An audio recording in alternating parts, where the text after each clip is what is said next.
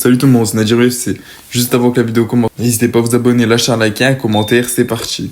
Dans l'univers brutal de l'UFC, où chaque seconde peut décider d'une vie ou d'une carrière, rares sont ceux qui parviennent à s'élever au-dessus du chaos.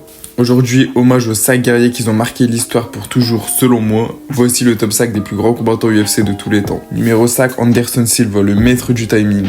Anderson the Spider Silva, le virtuose du striking, avec ses mouvements fluides, son intuition presque surnaturelle. Il affrontait pas des adversaires, il les hypnotisait, il a dominé d'une manière. Il a été champion des poids moyens quasiment 7 ans, il a été invaincu sur 16 combats consécutifs. Il a transcendé le MMA, il en a fait un art, il a détruit ses adversaires, humiliation totale. Son KO mythique sur Vitor Belfort avec un front kick. Ça reste un des plus gros KO de l'histoire du MMA. Quand Anderson y combattait, c'était plus qu'un combat, c'était de la magie. Le mec il dominait, on dirait que c'était comme les Brésiliens au foot.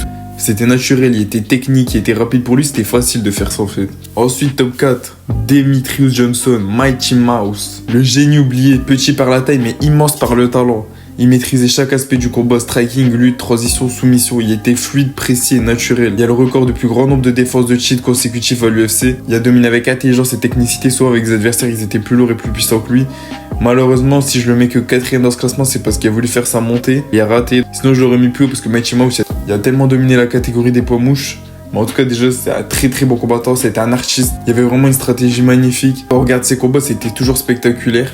Donc je le mets à la 4ème place. Numéro 3, celui que tout le monde met numéro 1, mais moi je le mets numéro 3, Jon Bone Jones, le prodige controversé. Jon Jones, c'est le plus jeune champion de l'UFC, à 23 ans il a été champion.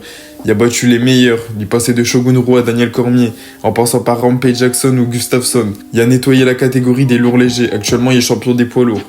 Personne n'y a vraiment jamais battu Jon Jones. Mais moi, ce qui fait que Jon Jones, je le mets aussi bas, c'est car Jon Jones il a été dopé une grande partie de sa carrière. Plus de ça, il a battu Daniel Cormier 2 fois en étant dopé. Donc, est-ce qu'il aurait vraiment été capable de battre Daniel Cormier sans dopage?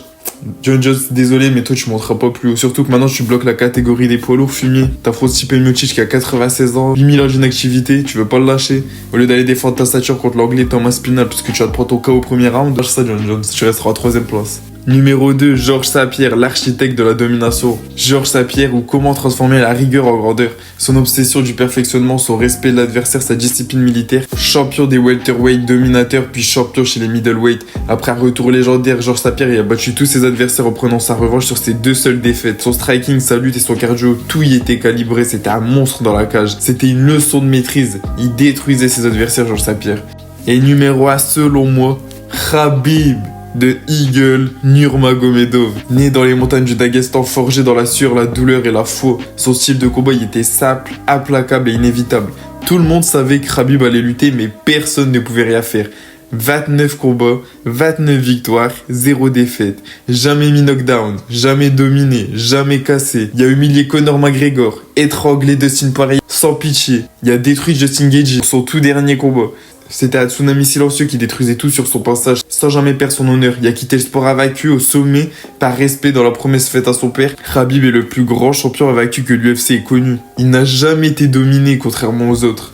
Par exemple, Jon Jones contre Gustafsson, il y a eu du mal. Jon Jones contre Reyes, pour moi, il aurait dû perdre ce combat. Georges St-Pierre, il a déjà perdu. Demetrious Johnson, il a déjà perdu. Même s'ils ont entre guillemets plus d'adversité, Khabib, il aurait fait quoi chez les lightweight? Même s'il avait combattu, il aurait défendu encore sa ceinture. Qui aurait pu battre Khabib? Personne n'aurait été capable de le battre. C'était le champion le plus dominant de l'histoire de l'UFC. N'hésitez pas à me dire dans les commentaires votre top 5 des combattants préférés. N'hésitez pas à vous abonner à la chaîne, on est pratiquement 200 abonnés, c'est énorme. N'hésitez pas à lâcher un like, un commentaire. Et puis moi je vous dis, c'était Nadir UFC, à la prochaine.